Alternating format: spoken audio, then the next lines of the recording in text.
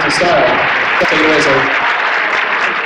All right, who's ready to get wibbly wobbly, timey-wimey? Oh my God, I want to see what that is in American Sign Language. Something like this, wibbly wobbly. Just one more order of business. I'm sorry guys, but we cannot take any Doctor Who questions today. It didn't even work on you guys. It did not even work. No, we are going to take a lot of Doctor Who questions. I'm going to ask a few. I'm sure you guys have a lot of great questions.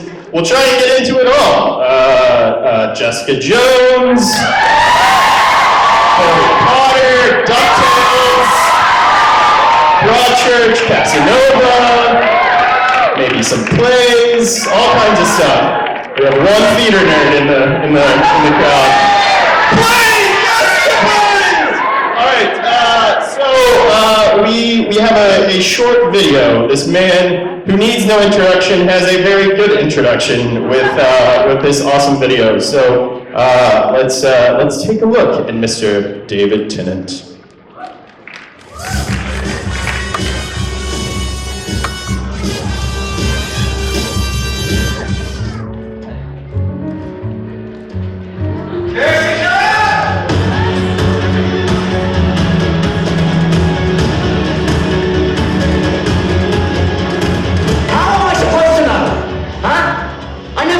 If somebody's doing what they want or what I tell them to. Oh, poor you. You have no idea. I'm never killing them. You use your powers to compel murder. Oh, tomato, tomato. Surprise! Hello, Father.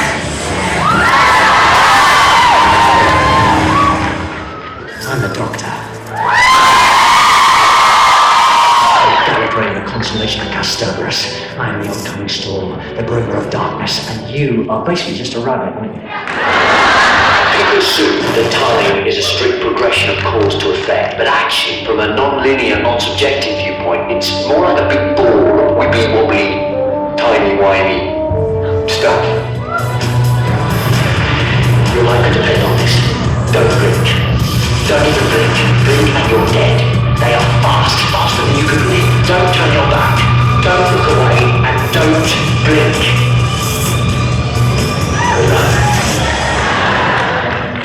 We need a new destination, because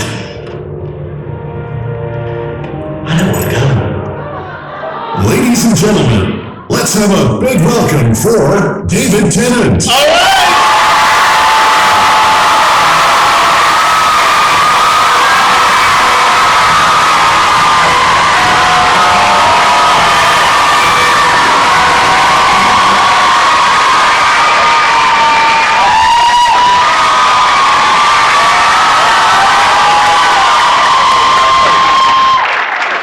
I think it's on. Hello? Hello? Ladies and gentlemen, the man who regenerated into all of our hearts and then left us heartbroken. Can we just call you 10? Can we just refer to you as 10? You can call me whatever you like. All right, there we go. Most things. I'll kick this thing off. As a longtime Whovian, there's something that I've always wanted to ask you, and now I have the opportunity. How do you get your hair so magical? It's a very complicated process. Well, it depends. My hair's, the hair changes. I can't help but notice you are in fact a ginger today. I am. You always wanted to be a ginger. I finally made it. Yes. But this is I'm doing a thing. There's a book by Neil Gaiman and Terry Pratchett. That's all you gotta say, we're in. Called Good Omens. Yes. And Neil Gaiman has adapted it for TV, so that's why I have red hair, because I'm currently playing a demon. Obviously, all demons have red hair. Fact. That's a fact. So that's why my hair is red. But in Doctor Who, it was a process. Two hair products and a makeup artist called Steve Smith. That's what you need to have. All right. Steve Smith has come with me onto Good Omens, so he's doing some new magic on that show now. Well, there you go. Yeah. If you want David Tennant hair, you just have to have Steve Smith and two products. Yeah. All right. I can't help but notice we're at a Comic-Con, and there's, there's a lot of doctors out there, and so naturally, doctor cosplay is a thing, very much so. You're the one in the West, the vest and the tie there. Yeah, I know. This is my casual cosplay. Nice. We gotta know. Did you keep anything? Did you keep any bits of your costume? I might have some costume. The thing is, you become the sort of trustee of it. That's the thing, because nobody else keeps one. Right. It turns out. Because when I went back to Doctor Who for the 50th anniversary episode, which was a few years after I'd left, they said, "Can you bring your own costume?" There was no way that it didn't exist anywhere else. I think there was one in the exhibition in Cardiff. They have an exhibition, and I think there was one they hauled off a dummy there. And there was the one that I had been given at the end of the show, so I had to supply my own outfit. I think it's safe to say we're in the right room to say this. You by far are everyone's favorite Doctor.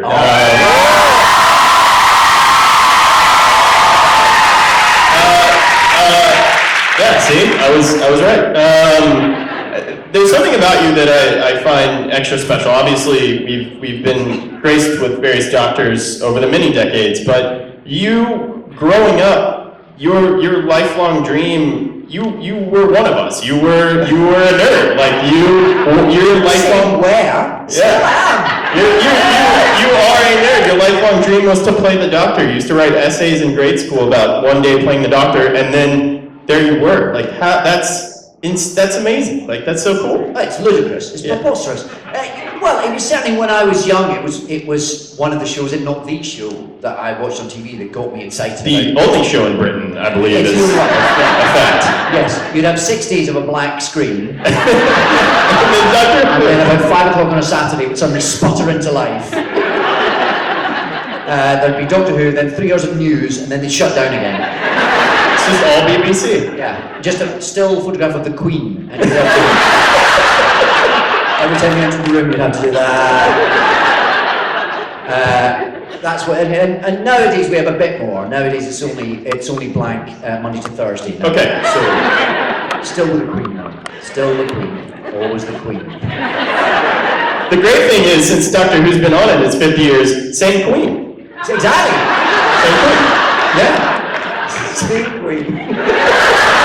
Different Doctor Who, same Queen. Lots of doctors, one Queen. Yeah. And now you're the president of Britain, right? I own Britain. I don't actually, I don't rule it in any way, but I own the title deeds, yeah. Okay. Yeah. So just when we kick it out to questions, which we're about to do, just address Your Majesty, the President of Britain. I mean, you could do that. If you like. And bow before him. All right. Well, my name's Emily, but you normally call me Richard, which is fine. Oh, it's you, yes, you dress up as Richard II usually, yeah. but not today. No, man, Syracuse. Yes. Sorry. Okay, question. Alright, abbreviated form of the question. Did you have an album for Much Ado About Nothing, and if so, what was it? Oh my goodness, yes.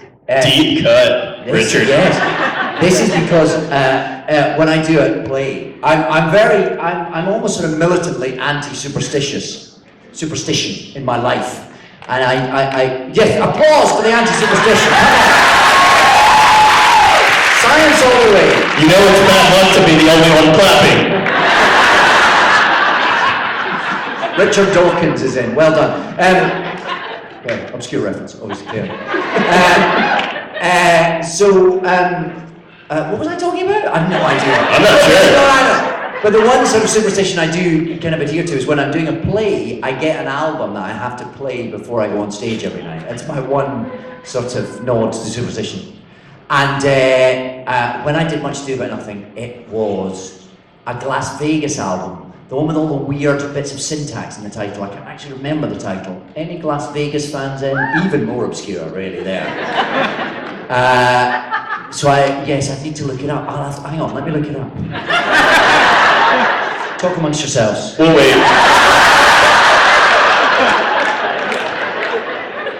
I'll get right back to you, honestly. Talk about something else for a bit. I'm just over here admiring your playlist. No, it's not even on. There's a lot of Celine Dion.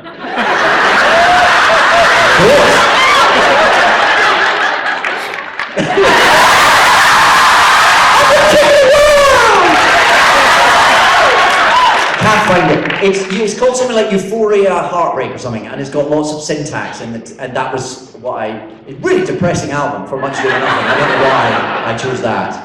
But there you go. Alright. There you go, Euphoric Heartbreak. I nearly got it right. So now that you're playing a demon, are you listening to a lot of death metal? Or is this only a play thing? No, it's a play thing. Okay, It's for that like half hour before you go on stage, Right. and you get a little bit terrified. Okay. It's all about sort of finding a way of tricking your brain that you're not going to die Right. when you step out on stage. And that it is possible to remember a sequence of words and a sequence of movements repeatedly, and not just have to go and stop in front of hundreds of people and go, I'm terribly sorry, I'm going to have to leave now. Throw up. So, it's just all about it's a brain, tricking your brain, that's what it's about. Alright, next question. Oh, are there people over here? I can't see. There's just very bright lights. Is there anybody? Stop shouting!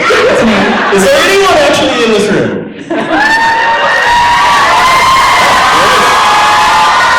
I believe you. Alright, next question. Hi, I'm Dr. London. I'm really there she is. shots of crown and the ginger to go with it. My question is, you do a lot of accents and dialects very well, and you travel all over the place. Do you try the accents on when you're visiting those places? I think what she's saying is, can we hear a Texas accent? I'll just ask what you were really wanting to ask. Is a Southern U.S. accent? No, you can't. No. I do sometimes, yeah. Sometimes you do. Well, but not even consciously. Sometimes you're just sort of, when if you're in an environment and you're surrounded by people who talk in a certain way, you do sort of. Everyone does that, though, don't they? A little bit. You start sort of mimicking what you're hearing. You just have to sort of be aware that it's a bit of an odd thing to do, especially if people. Because if you start pretending for instance, if one is in America and you start pretending to be American and you're sort of pootling around Wal-Mart or whatever. Wal-Mart. There's no way to say that in a British accent and not sound like it's just beneath you.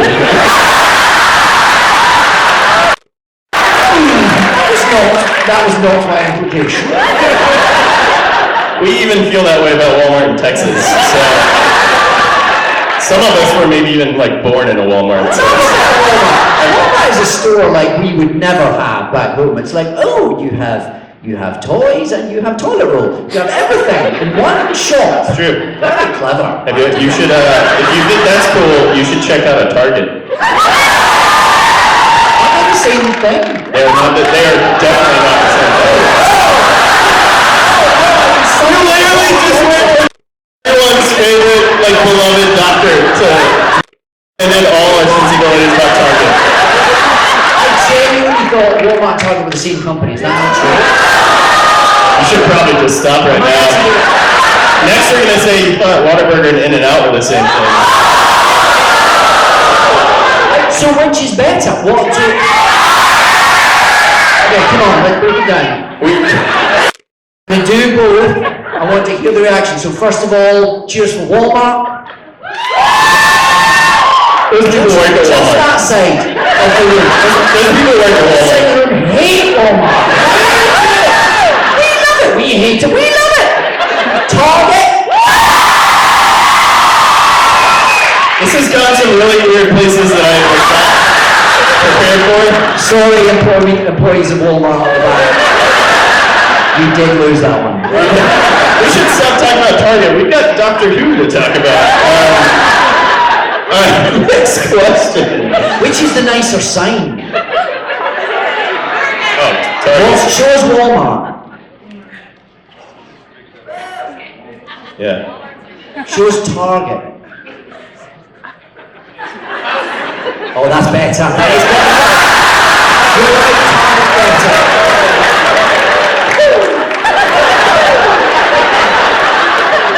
I did a play once.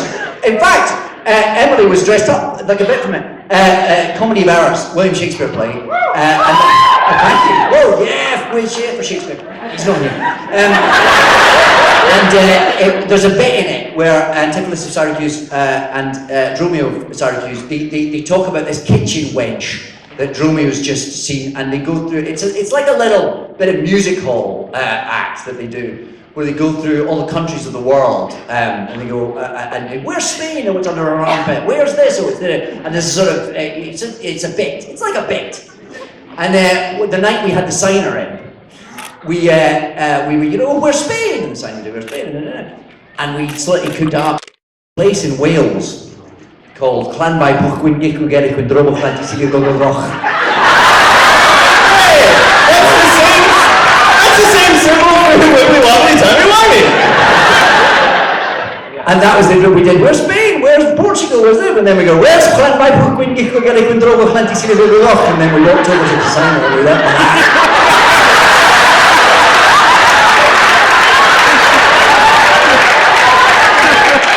whenever you're ready. I have no idea how you spell it, so you it's Welsh, it's got like loads of consonants and no vowels. There you go, that's my story about signing. I'm having fun. This is fun. Are you guys having fun? Oh, okay. So, if you had a fourth season of Doctor I mean, can't see anything. Where are they? Oh, there you go. Hi. There are not two lines like we thought. There's only one. Okay, so if you had a fourth season of Doctor Who and you could choose your companion, who would you choose? Is this like any fictional character or like the existing companions? Any actor. Any actor. Ooh, I'd have my wife, I think, so that I could see her.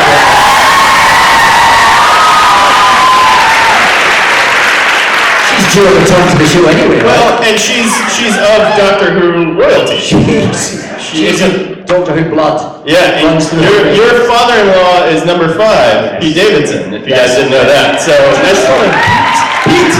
Did you just call him Pete Davidson? Can I not do I that? don't think he's a Pete. Okay. And I'm not a Dave. Okay. David and Peter. Yeah. All right. Michael Sheen's not a Mike. But Michael Sheen would make a great doctor. He would be a great He'd be a doctor. really great doctor. He'd be a sensational doctor, He'd be yeah. a great doctor. Not a good Mike, though. Not a good Mike. All right, next question. All right, so John Barrowman has been here quite a few times, and he always tells about the stories that he does on set and the craziest ones he thinks. In your opinion, what is the craziest thing he's done? Oh my God, I don't know if we have that much time. There's children in the room, so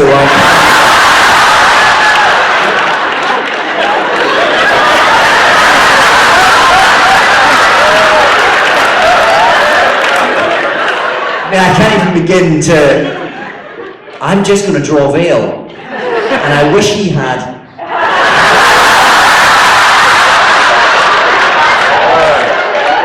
Now, having John around is always enormous fun. I have to say, he's a sort of constant. He's like a Roman candle of effervescent life, and that goes back to the story I'm not telling you as well.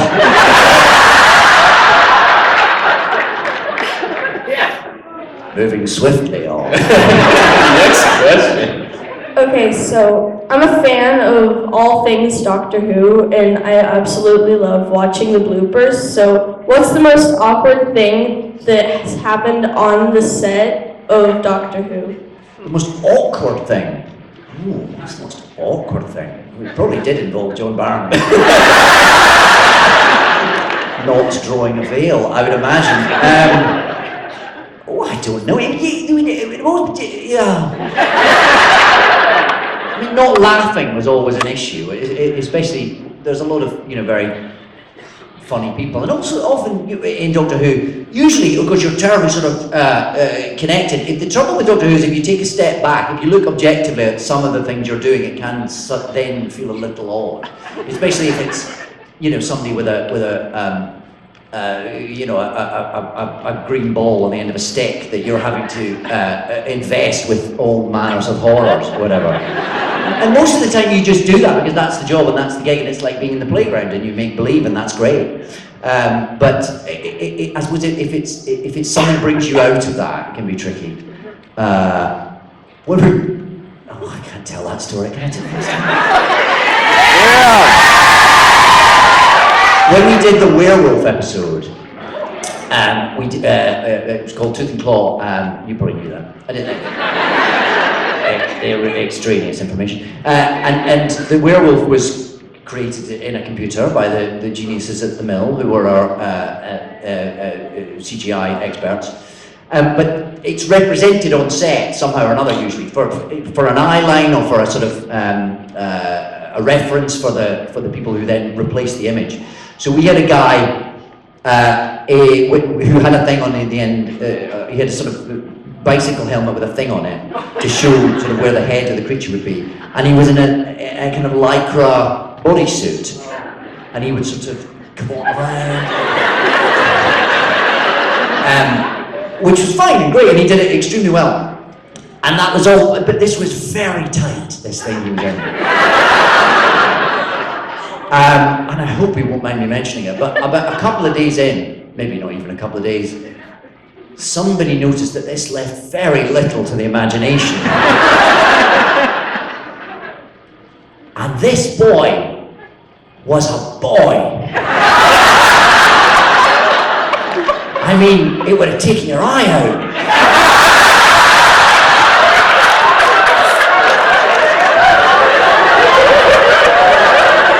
Terribly impressive.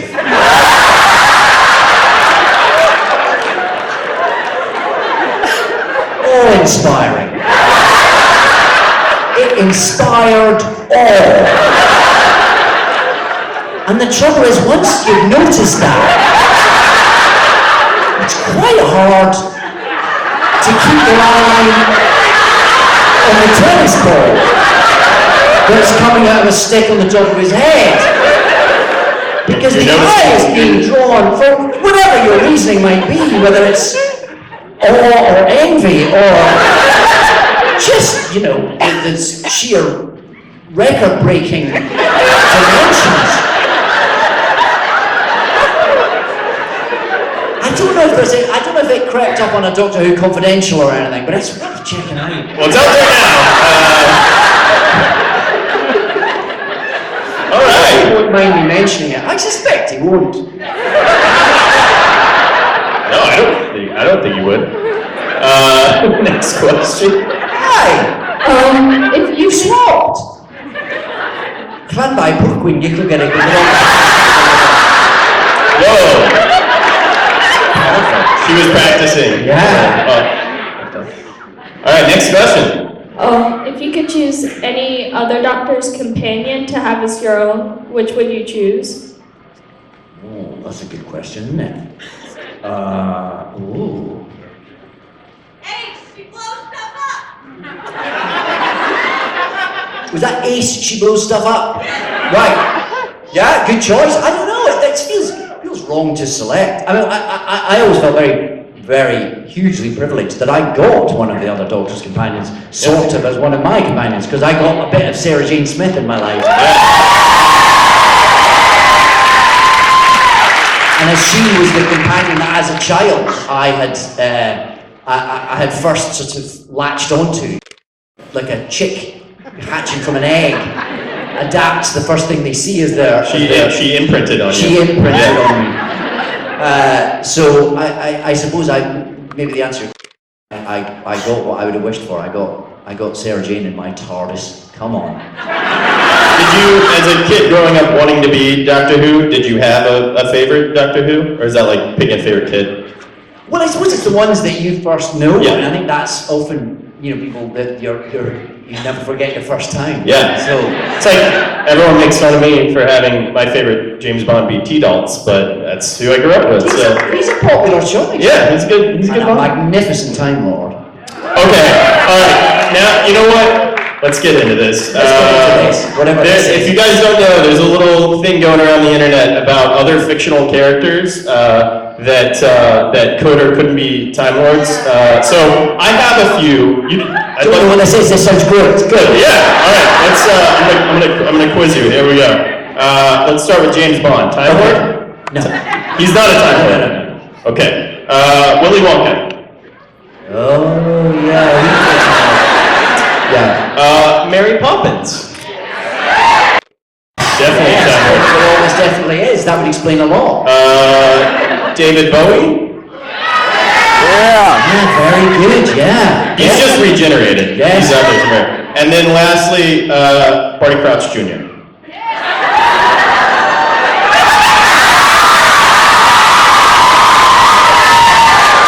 I think that's our answer. No, we cannot tell that. No. Okay. No.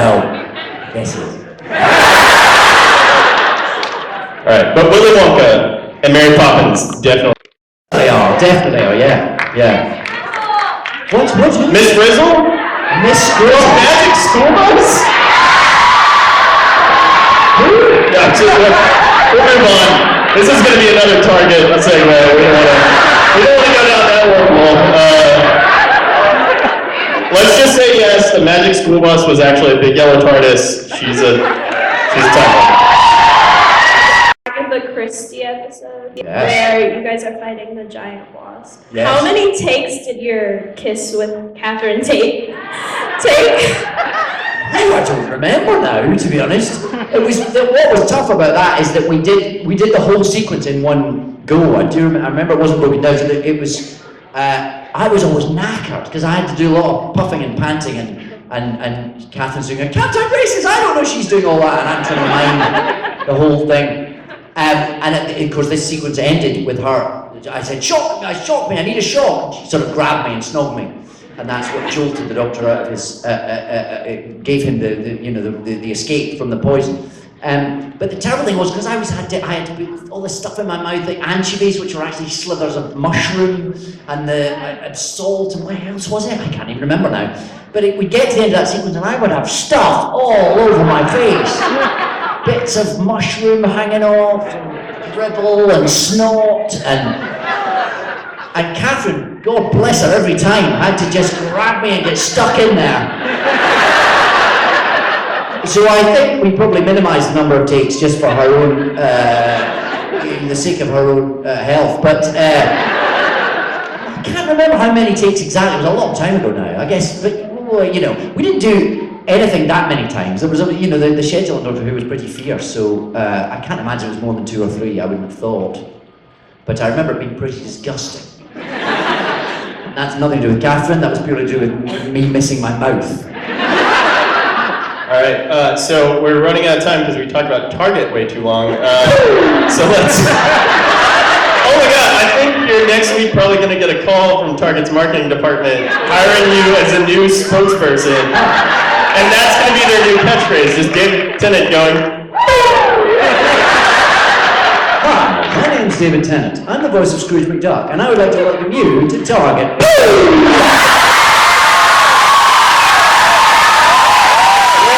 just going to use that video, that's it. All that to say, let's try and get through some rapid fire questions. Okay. Here we go. Hi, one of the fun things about this weekend is seeing all the heroes and villains, and I've been told by my daughter, who's Emily over there, that of your 194 roles to date, only 7 are villains. I was my question has to do with playing good or bad roles and how you feel about those or think about them and approach them. I want to know how you worked out your statistics. I want a flowchart. Or some sort of PowerPoint presentation. She had percentages in there. Yeah. That was impressive. I don't know, interesting. 7 out of 194, did you say? That's what I've been told. Well. Yeah, as good a hero as you are, you play a really good villain, Jessica Jones. Well, thank you. But I think you try not to differentiate too much. I mean, obviously Kilgrave ain't a stand-up guy, but he doesn't think of himself that way, so I guess you've got to try and not be too judgmental about any character you play, because also most characters are somewhere on the spectrum between good and evil, aren't they? You know, not everyone's a hero, not everyone's a straight villain. Most human beings, all of us, are somewhere kind of on the sliding scale in between, I think. So I think that's how you try and make sense of any character you play, by not compartmentalizing them, I suppose. Yeah, good question. All right, next. Hey David, how you doing? Hi. What's your favorite Billy Piper story? My favorite Billy Piper story? Oh my goodness. Once Upon a Time. I don't know. Favorite story? Again, probably not things I'm going to be repeating to a room full of strangers.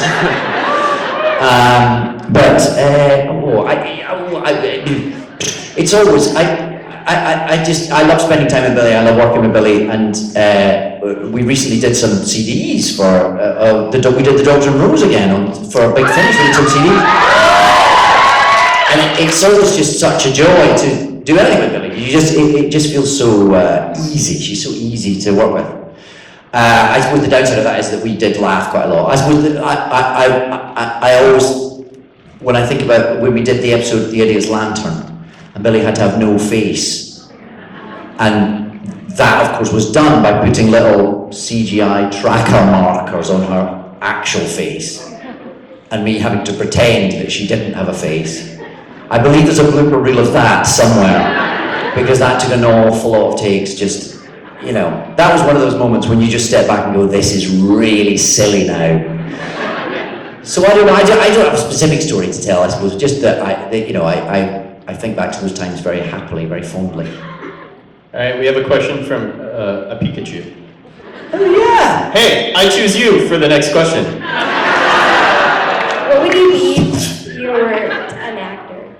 What was that, sorry? What would you be if you weren't an actor? Unemployed. She's watching. Hello. Hi. Who is your favorite companion to travel with in Doctor Who? Yeah, I mean, obviously I'm going to answer that question and not get myself into a lot of trouble. I genuinely don't have a favourite. Even if I did, I probably wouldn't admit it, because that would be... Because then it's out there. Yeah. So, but no, I genuinely, I had 3, long-term travelling companions, and then lots of other people who came on for quick trips, and I feel sort of hugely loyal and fond of every one of them. I think I was very lucky. I didn't have anyone that I didn't enjoy travelling in the TARDIS with. Can I ask, do you have anything to say to all the guys out there in their mom's basements who have never talked to a girl that have a problem with the first female doctor? Well, just... No shade. I think that's one of those things, isn't it? I think the Doctor changing is always contentious. Yeah. Because people love a version of the character. They fall in love with versions of the character, and the idea of that character moving on, becoming something different is often quite difficult. Yeah. Until, of course, the next Doctor starts, and then you fall in love with them. That's how the show works, and that's how it's continued to work. That's why it's still here. Yeah. We were long overdue for a female doctor, right? Yeah. So actually, it just comes down to the right person for that role. Absolutely. And Jodie is without a doubt the right person for that role. As a father of a young daughter, and then to be somebody who's at conventions a lot, and to see dressing up as the Doctor, it's amazing, because now we have Rey in Star Wars and female Ghostbusters, and it was time for a female Doctor. Yeah, absolutely. Yeah, we've had 50 years of jokes. Yeah. All right, next question. What quote are you most proud of from Doctor Who? Quote was that? What quote? What's your favorite quote? Oh, wow. Like a Doctor Who quote? Okay. I don't know. There's so many good. I mean, when you get the great writers that we had, it was such a joy to open every script and get given all these amazing lines, like they come out of your head. So I don't know. That little thing about the hermits. I like that. Hermits United. That was nice. Although I couldn't remember word for word right now, so I'm not going to try. But so many really. But what's interesting is at the time you don't realise the things that are going to. Like I just heard through the door, you had the bit from Blink going. At the time you don't think. At the time that was me on a day off from the because Blink was shot at the same time as another episode. So I got a day off from what was it now? I can't remember. Oh, but I was filming another episode. I got one day off. I got sent to a studio, and I literally had an autocue, like it says in the episode. I'm reading this from an autocue. I was because I didn't have time to learn it, you just read this stuff, and of course it's great because Stephen Moffat's brilliant, and he writes this wonderful dialogue. But then what's weird is that decades on, things like I'm meeting so many lovely people here, and they're going, "And could you just write wibbly wobbly timey wimey on that?" And things like that, you're going to go, I would never would have known in a million years that that's the line that would sort of, that would travel with you. Or that, that you could, because when you're in the moment and you're just learning your lines, you're turning up, you're just trying to do the best you can in each individual moment, and you can't predict what will sort of have legs, what will kind of travel through time, as it were. Rapid fire. You always talk about having so much fun on set, but which episode of Doctor Who is the most emotional for you to film? The most emotional? That's interesting. I suppose leaving the show was hugely emotional, obviously. And then when anybody left the show, like when those final scenes with Catherine in the TARDIS, when I have to wipe her memory, that scene, or I know, wasn't it sad?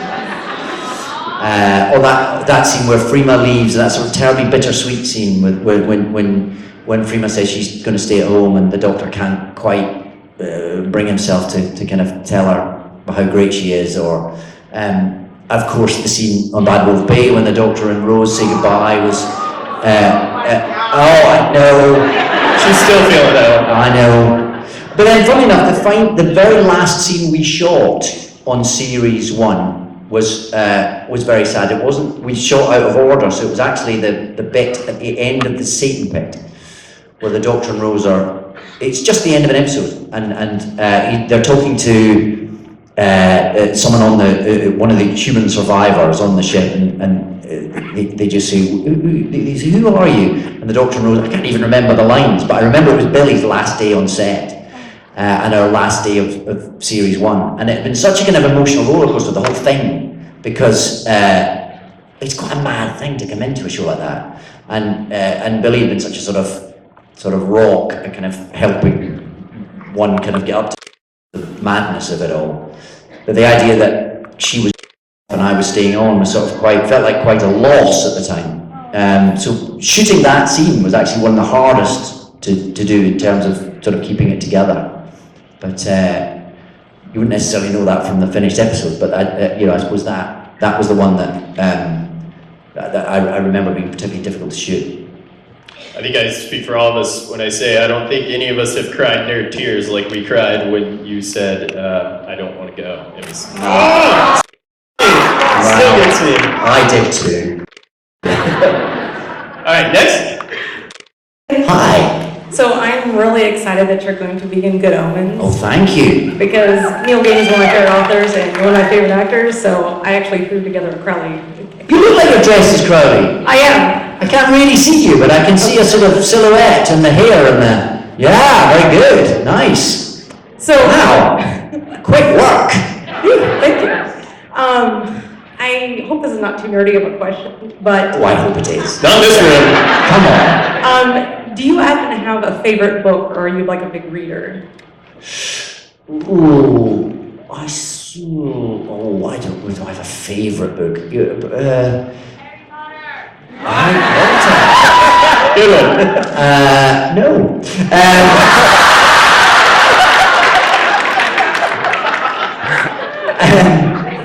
No, and they're great. Oh, what wasn't it? That wasn't it.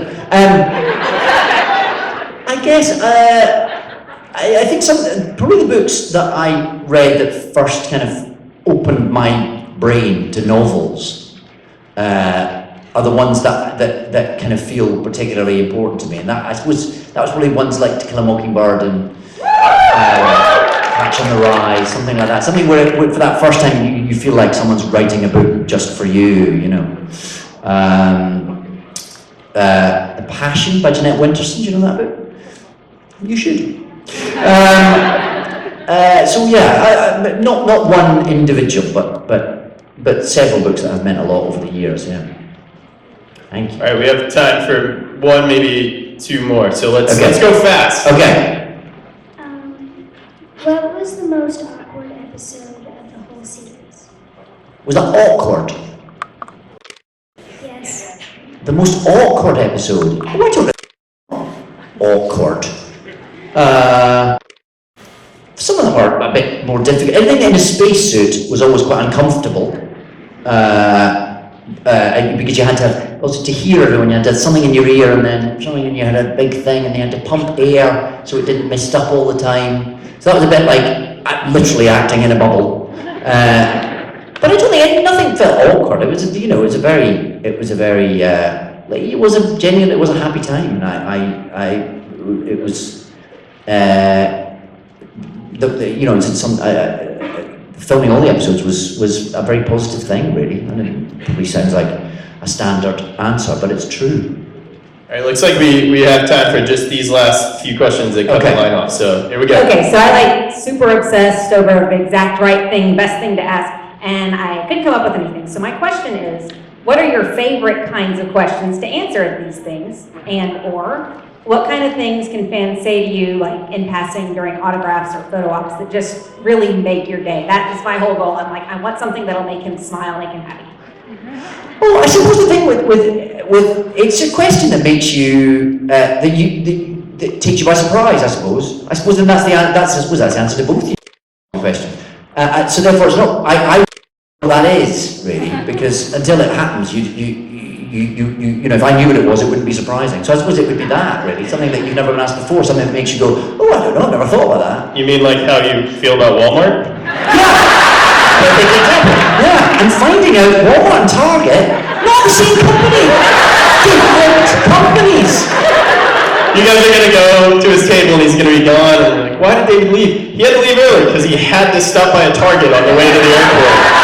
Target, very popular. Wal-Mart, not so much, it turns out.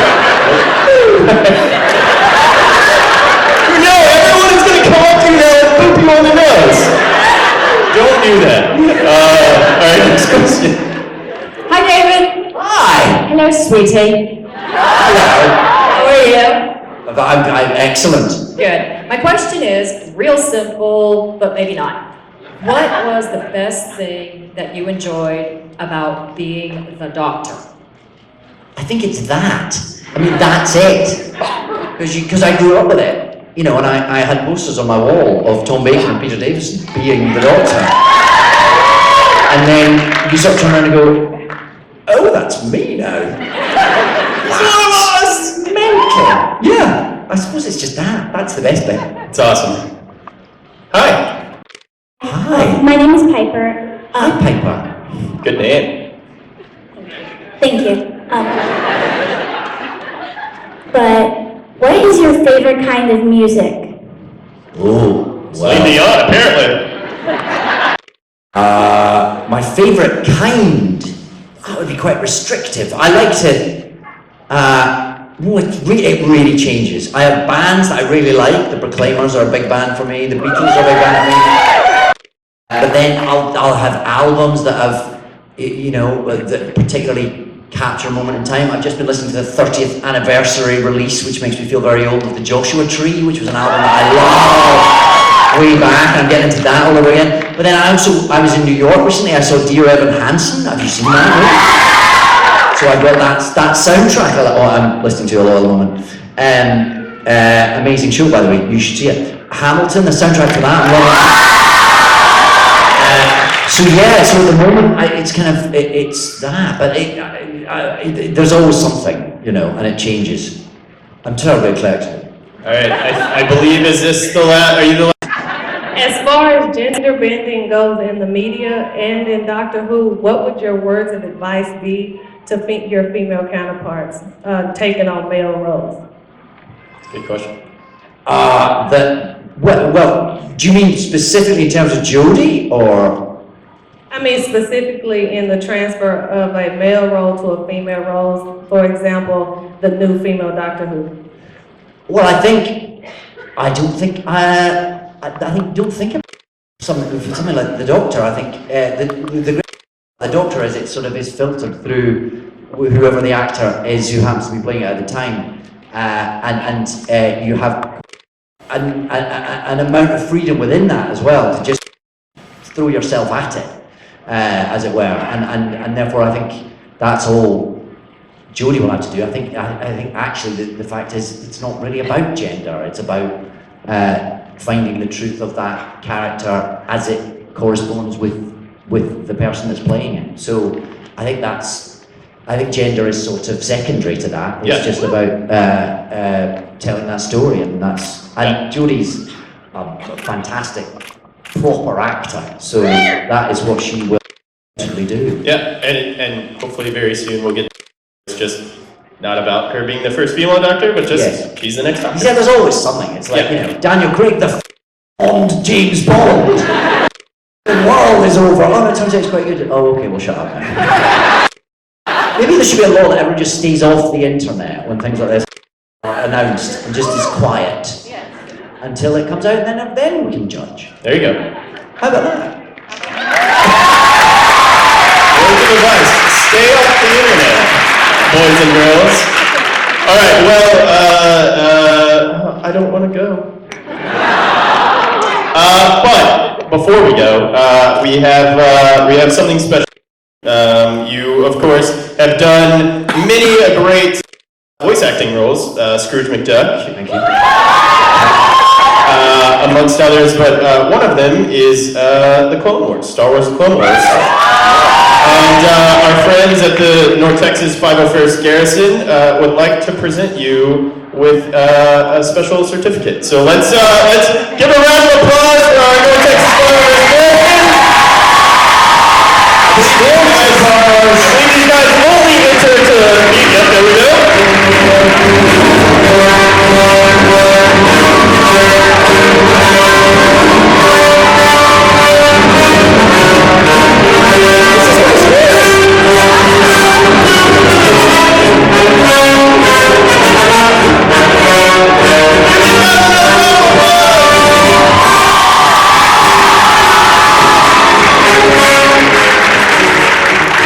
Contributions to Star Wars: The Clone Wars is Hugh Ang, the architect. On behalf of the Star Garrison of the 501st Legion, we'd like to present you with an honorary membership. Thank you very much.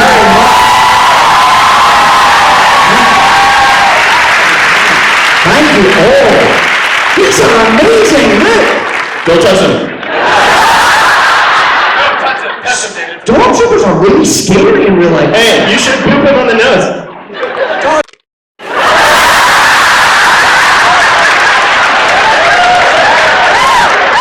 This is the nose. Look. Target. Wow, you guys look amazing. Thank you so much. I'm hugely honored. Thank you. This is great. Oh yeah. Thank you very much. Thank you.